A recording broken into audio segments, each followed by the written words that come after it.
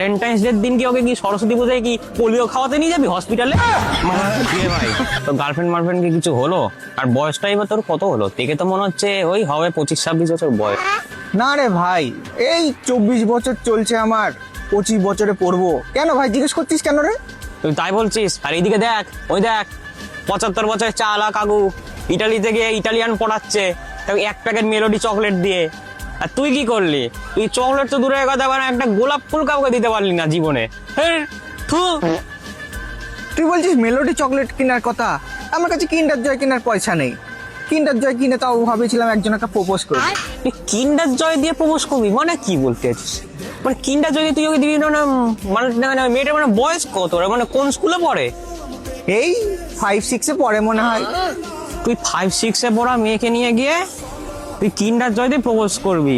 তুই কিন্ডার জয় দিয়ে এখন প্রপোজ করবি? আর ভ্যালেন্টাইন্স ডের দিন কি ওকে কি সরস্বতী পূজায় কি পোলিও খাওয়াতে নিয়ে যাবি হসপিটালে?